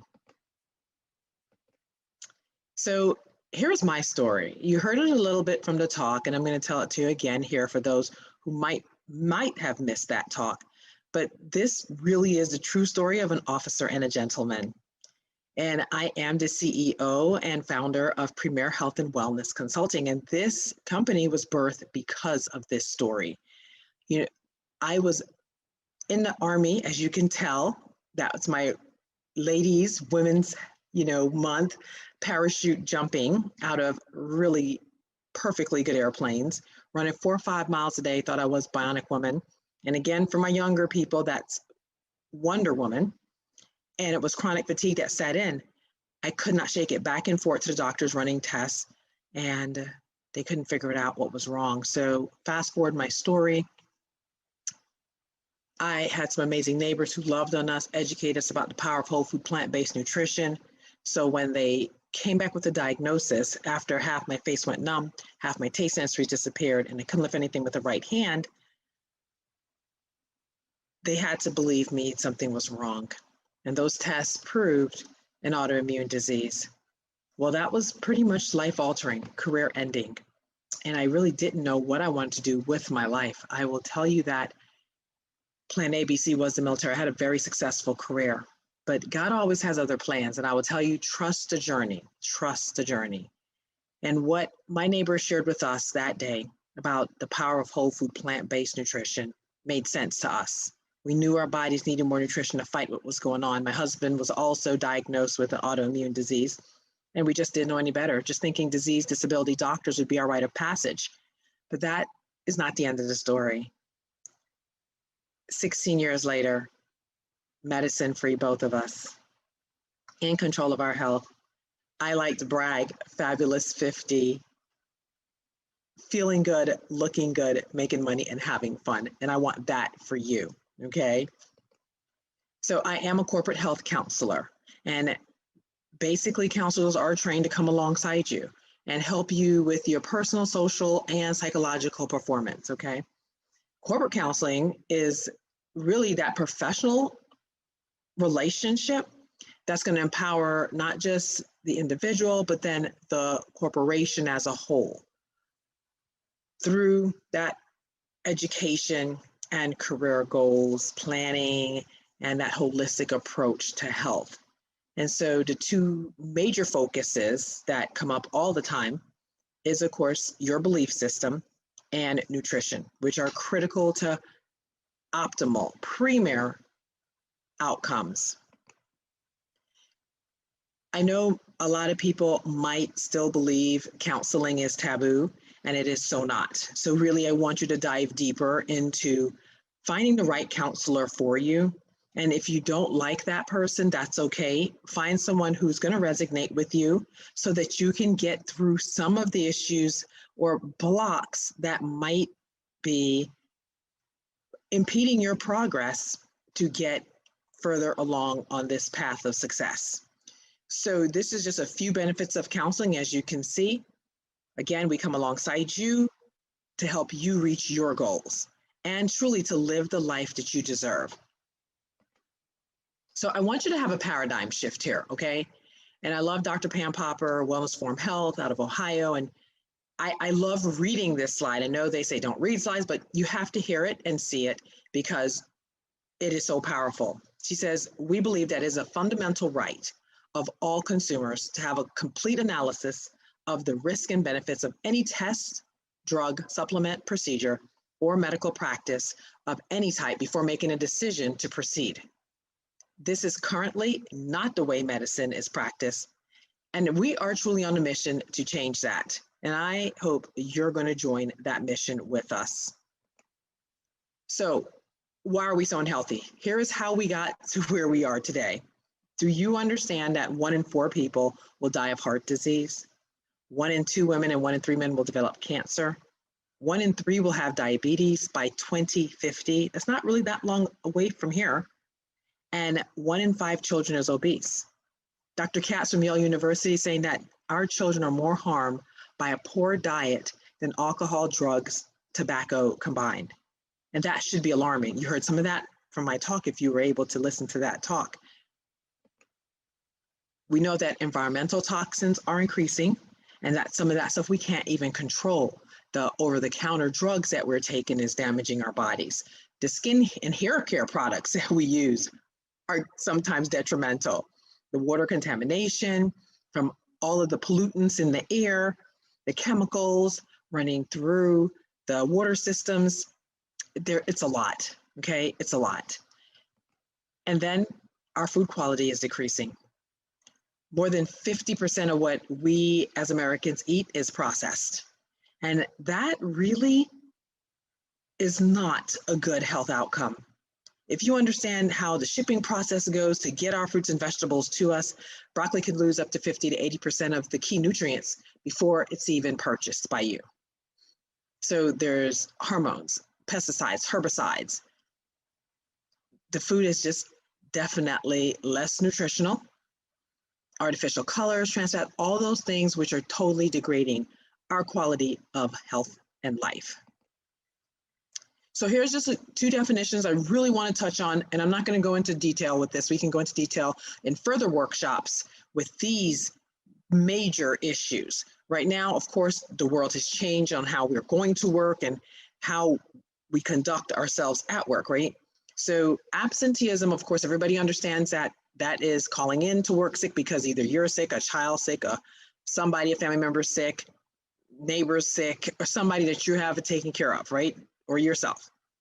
But presenteeism is the one that most people are now more aware of course, but that is employees who come to work sick.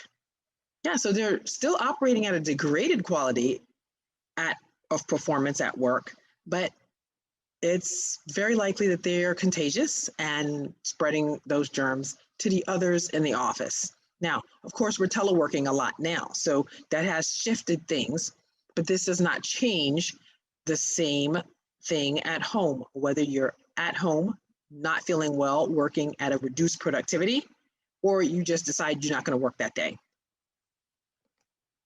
So what can we do to be healthier? Okay. These are the basics. You really should know these, right? And most of us really do. But the question then is, are we actually implementing it? So we hear these things. So we hear it in the Bible a lot. Be hearers, be doers, and not hearers of the word, right? So we know we're supposed to exercise, get that rest, and rest has really moved up my priority list because now they're linking that to lack of rest, Alzheimer's, dementia. That's really serious. Managing our stress. And I did not believe this before, but do you know stress can really kill? It literally chemically alters our body to stop receptors from doing what they're supposed to do to keep us alive. That's really serious. Water, we'll talk about that. My magical mystical drug. You'll hear me say that again. Absolutely trying to use safer products as best as you can, clean, go green, and then absolutely eating real food. So here's the current healthcare system and where we are in this pendulum. And again, this workshop is for you to get the baseline of the education so that, again, you can get in the driver's seat of your health and then start being informed to make the decisions that's going to best suit you.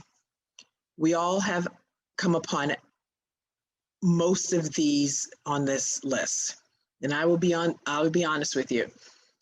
Both patients and practitioners are frustrated and very unhappy. I had no idea what this healthcare system was like until this last year, uncovering so much. I think my next calling is going to be patient advocacy, seriously. Oh my goodness. But it's just a very difficult system to traverse, especially if you don't have the right resources. And, you know, addressing these issues. So the question becomes, what do we do? Well, please be mindful to get objective information. Stop following the hypes, okay? Stop chasing all the get rich quick, the get skinny quick, the get healthy quick. It does not work. Have a clear understanding of all the risks and benefits of anything that you choose to do. The one example, the best example I could use is the diets. You know, you really should, it's incumbent upon you to take a deeper dive to understand the risk benefits involved in a lot of those diets. I don't believe in diets. And then stay in a driver's seat to have the freedom to choose the best option that's going to make sure that you have a healthy, long life, and that it's a collaborative approach between you and your practitioners.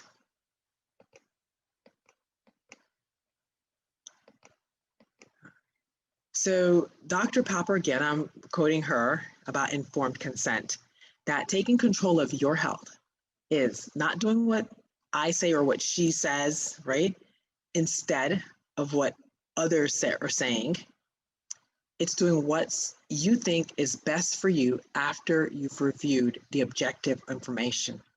And again, it's so mindful that you take some time to do the research. And I've done a lot of that for you. So go to your trusted sources that are not following the hype. Okay, so here's the test. I love this part of the workshop, right? Because this is mind-blowing for a lot of people all the time. So I'm going to ask you a few questions, and I'm going to ask you true or false. And I just want you to answer true, false, and maybe you say, I don't know. First question, eating olive oil promotes better health. Is that true or false? Well, if you said false, you're correct. Oil is concentrated fat, okay, and a lot of calories. Can you imagine 1 tablespoon contains 130 calories and 14 grams of fat? That is a lot to sit down and eat. And most people are not just doing 1 tablespoon. Did you know that oil contributes to weight gain, the development of arteriosclerotic plaque, and coronary artery disease? This is very serious. Question 2. PSA testing and mammograms reduce your risk of dying of prostate and breast cancer. Is that true or false? If you answered false, you're correct. There's a Cochrane review that showed to save 1 life, 2,000 women would have to be screened for 10 years. 10 women would endure unnecessarily and potentially life-threatening overdiagnosis and overtreatment. They concluded, and I quote, there's no reliable evidence from large randomized trials to support screening mammography at any age. Again, we go deeper in further workshops so that you really can get the resources and tools you need to empower yourself. So we actually met Dr. Richard Ablin. He, according to researchers, and he's the guy who discovered the prostate-specific antigen, the PSA, that men test for prostate cancer. Then he says that there's a false positive rate of 78%, that the Gleason score is meaningless, and most men who are treated for prostate cancer do not even have it. So you could have a Gleason score of 2 and might have cancer, 200 might not have cancer. Get that book, The Great Prostate Hoax. It is such a powerful resource and tool for you to just get in the driver's seat, educate yourself, to be able to ask your practitioners the right questions.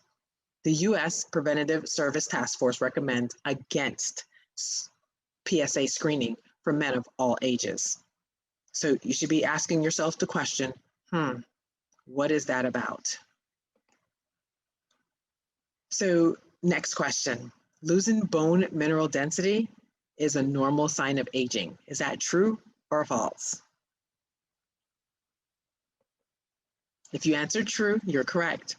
All humans lose bone mineral density as they age. Yes, we do. God in his infinite wisdom gave us everything we needed at birth. We either mess that up and slow it down, or we age gracefully. Women have a very high peak bone density to support pregnancy and breastfeeding, of course. And then, of course, they lose bone mineral density more rapidly than men in their later ages. Next question. Is it a good idea to have your vitamin D levels tested every year because vitamin D levels cause disease? Is that true or false? If you answered false, you are correct. Normal vitamin D levels are anywhere between, and I would say really anything over 30 now is healthy, okay? And you don't really need to be panicking over that. Ideally, we want you to go outside in the sun and get the natural vitamin D. In the summer, that's the best time to get it in most places, because God in his infinite wisdom knew that in those winter months or those gray days where we couldn't get the sun, if we stored enough, because it is storable, fat soluble storable in our bodies, to sustain us through that season. Isn't it amazing how that works? So understand that low vitamin D levels do not cause disease, okay? It's just they're a result of disease. That's what happens. You have a disease and maybe your vitamin D is going low. So get to the core of the issue. And then vitamin D supplements, a lot of times, you're not even taking the right D2 or D3. Wait, which one are you supposed to take? We go deeper and deeper in workshops to really have you understand this. Next question, and I know these a lot, and hopefully I don't know where you are on the pendulum, if you get them all right or you got them all wrong. Hopefully you're getting some right. Bypass surgery does not reduce the risk of heart attack most of the time. True or false? That is actually true. So if you answered true, you're correct. About 500,000 bypass surgeries are performed in the US each year. It does not benefit most patients because coronary artery disease is systemic, and the procedure does not actually address the problem. I mean, so we go open up the arteries and you clog them back up because you continue to eat the fatty artery clogging foods that cause you to have the coronary artery disease. So keep doing that, then just be grateful you're still alive if you've already had one. But studies show that bypass patients do not fare better than patients who just take the drug. So if you were given that opportunity, and hopefully you were, and there's more than just those two, surgery or drugs, right? Lifestyle change is the third that we really need to be focusing on. All right, next question. Taking a daily aspirin can reduce your risk of heart attack or stroke. True or false? I know what we've been told. And I'm thinking you probably know this answer now that you've been through all these questions. The answer is false. So if you answered false, you're correct. Patients with risk factors, including high blood pressure, diabetes, and high cholesterol, absolutely do not benefit from taking a low dose of daily aspirin for the primary prevention of cardiovascular events, okay? Taking aspirin actually can increase the risk of major bleeding events. And that's really not what you want to do long term. And I'll tell you, all these drugs have long-term lasting effects. Keep that in mind, please. There's a lot of misinformation out there, and misinformation is the best way to keep people in fear and keep people misinformed, really. So we're just bombarded every day with misinformation about diet and health, often due to financial conflicts of interest, which you should dive deeper into who's saying what and why are they saying it. But the government spews out stuff, health professionals and organizations, disease groups and media, food, drug, device makers, well-meaning but misinformed health professionals. Yes, happens all the time. So please be mindful of who you're listening to and what information you're passing on.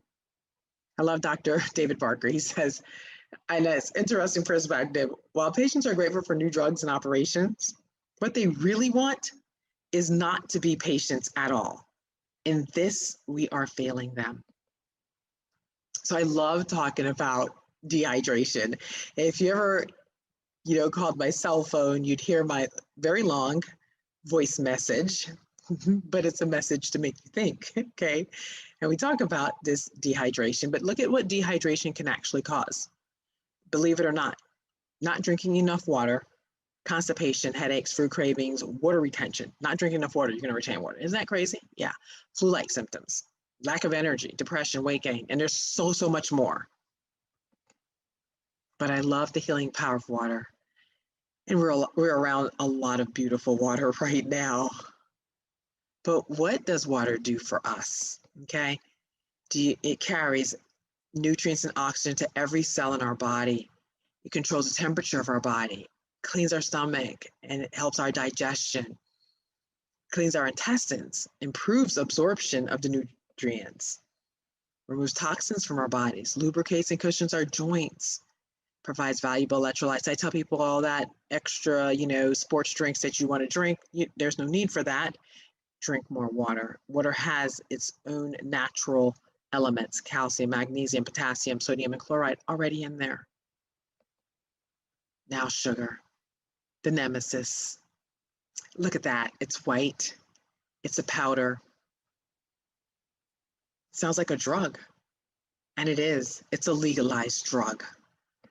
Can you believe that each year a typical American is going to eat 756 donuts? I love this slide. 60 pounds of cake and cookies, 23 gallons of ice cream, 7 pounds of potato chips, 22 pounds of candy, 200 sticks of gum. I used to be very guilty on that one.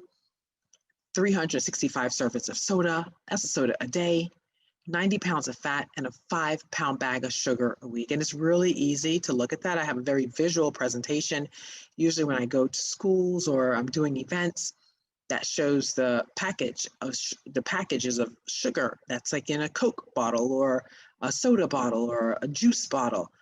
And it's usually mind-blowing for parents. Oh, so you remember in the talk I told you I would tell you the age of the cheeseburger, fries, and donuts, right? So believe it or not, yes, that cheeseburger and fries is actually 14 and a half years old, and the donuts, 8 years old. And again, I'm going to say the rats and roaches won't touch it. It won't grow mold or spores. So what do you think it's doing to your body? So you really are what you eat. You can look like that, or you can look like that. The choice is up to you. So now let me ask this question. Did you learn anything new? I'm thinking and hoping that you have. And so then the question becomes, why doesn't everyone know about these issues? So let's do some practical application. Let's apply what we are learning today. So here are my 7 steps that I promised you, and no random order really, but I just want to go down, and I'm not going to get into detail because again, we really unpack a lot of these in further workshops. A real relationship with God is not about religion.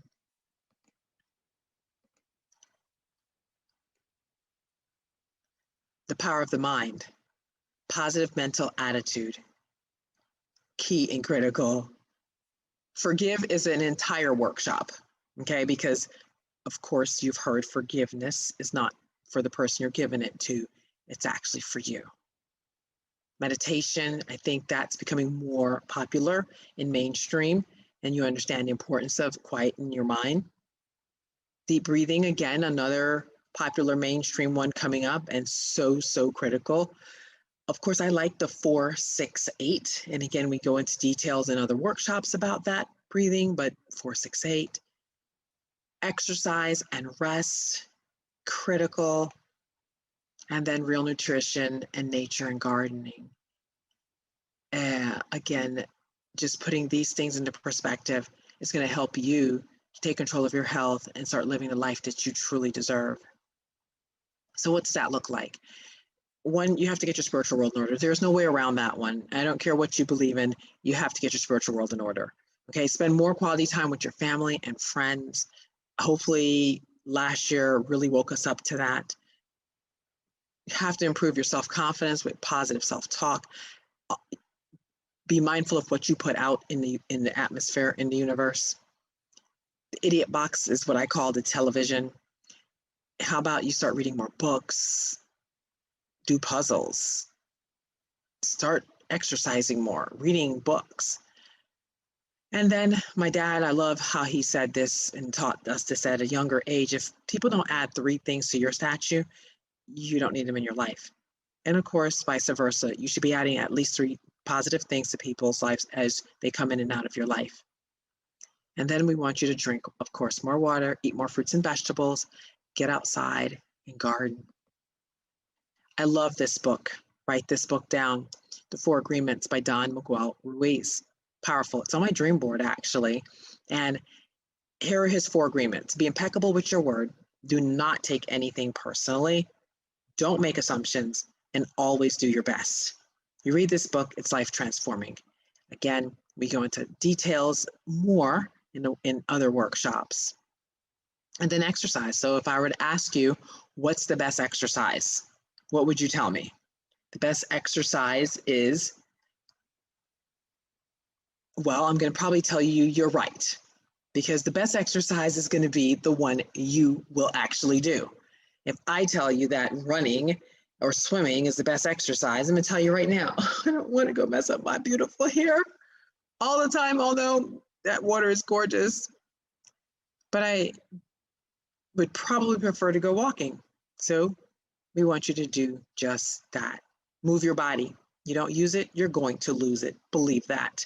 But here are just 20 benefits of why exercise is so important. Do you understand that you can actually lower your blood pressure by just exercising?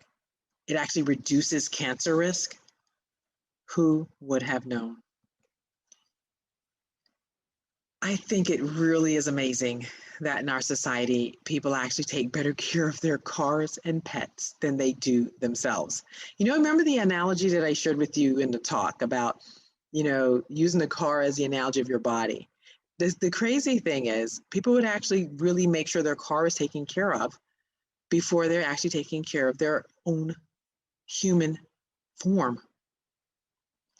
That's not what we should be doing. So I want you to get into that driver's seat on how not to be a patient, right? It's about being proactive and intentional rather than reactive and episodic. So what does that mean? Well, being reactive and episodic means you wait until you're sick. You remember the car analogy, you just keep chugging along until it totally breaks down or you can't get out of the bed. And you take drugs or you do patch up work to try to fix whatever's going on without getting to the core of the issue. And that's the cycle. You know, I get allergies every year, or I'm sick 2-3 times a year and that's normal, or whatever it is. Well, no, that's actually not normal. I don't want you to believe that. And then being proactive and intentional actually really is you make health your priority. You get in healthy communities that's going to foster a sense of accountability that we have in our groups that is going to help you stay on that path of health, that pendulum of success. Resolve the issues by going to the core, okay, of what the cause is and not trying to do treatment. We do prevention. And then we work together as a team to maintain really premier health. So I want you to practice informed decision-making. And what does that look like? Again, obtain and analyze unbiased information. Stop believing the hype. Again, my dad says, you know, believe half of what you see, none of what you hear, or none of what you hear, half of what you see. I don't know which way it is, whatever way it is. Just be very leery. In the Bible, they say these Bereans who do their work, they do their homework, they do their research before they start believing anything. Well, become like a Berean and start doing your own research, independent research that's not biased. And then have that, again, collaborative approach with your doctors. You inform your doctor of your choices. You're not being dictated to. And then you come to an agreement on what's going to best serve you. I'm going to go into some really quick, easy ways that I do life that I think, works. And I have a lot of great recipes that I would love to share with you. But making smoothies is an easy way to get nutrition into your body. There are so many different, reasons, and people say, oh, drinking your calories isn't great and all this other, it's convoluted. Y'all stop trying to really make this more difficult of a journey than it needs to be. Just keep it simple. And smoothies are a really simple, convenient, affordable way to get the nutrition into your body as opposed to starving yourself. And then we love salad in a jar parties. We love salad in a jar parties. They're amazing. We grow our own food. You're going to see that in a slide, but this is the way to how to do the healthy. In an amazing community of people, you get together, you all bring the toppings and you go around, stack these jars, meal prepping for the week. And it is phenomenal. We should be doing this around the world. We do healthy ice cream. Now, believe it or not, and I have actually updated that some of those, well, one of the ingredients. We use dates now instead of the the cream, but yes, that actually makes some amazing, healthy ice cream, guilt-free, and you feel good about it. And it tastes delicious, that I promise you. Our tower gardens growing aeroponically.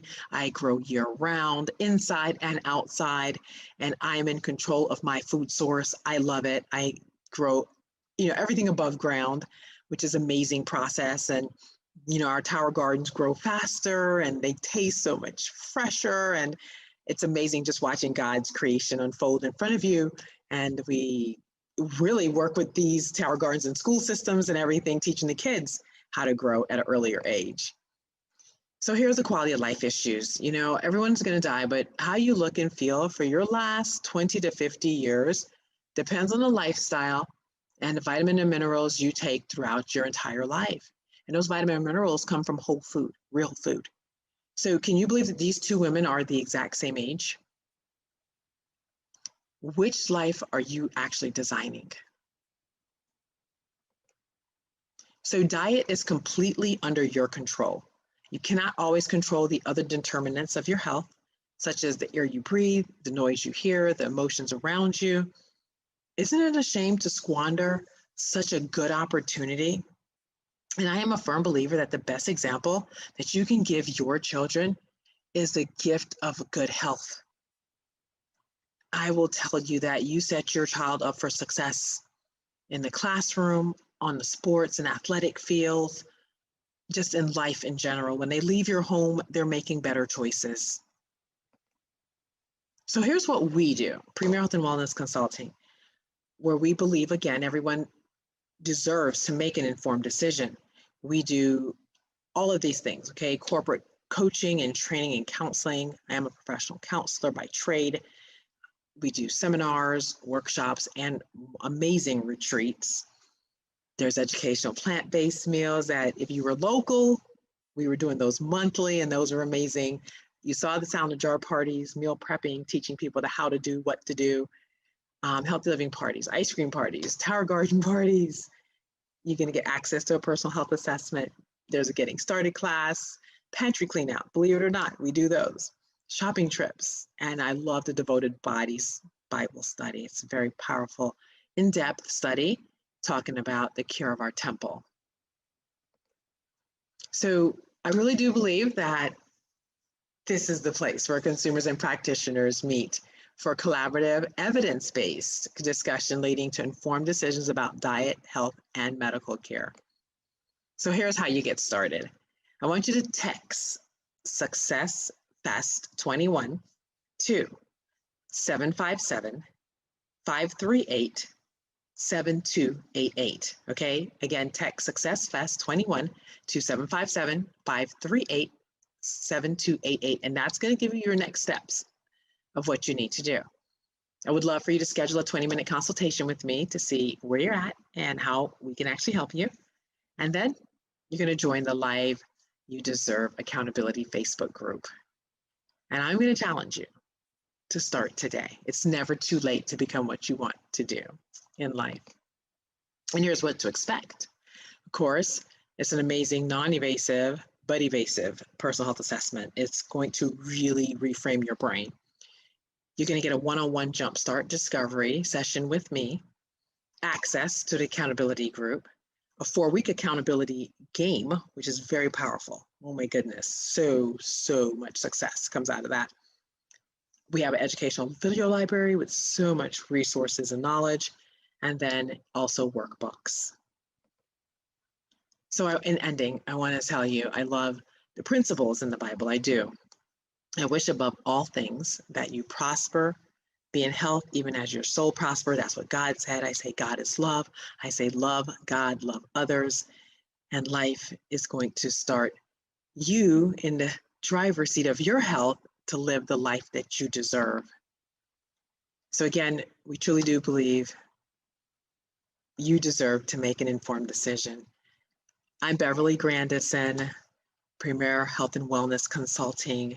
Check us out online, and our website's there, premierhealthwellness.com. And again, thank you so much for joining us. I look forward to taking a deeper dive with you in our follow-on workshops and sessions, and looking forward to even that amazing retreat that you're going to just enjoy beyond measure. So contact me, and thank you again for joining. So here I am. And if you stayed with me the whole time, kudos. And hopefully you learned so much that you're ready to get started on this journey to live the life that you deserve. And trust me, it is very possible. So thank you again. Have a good day.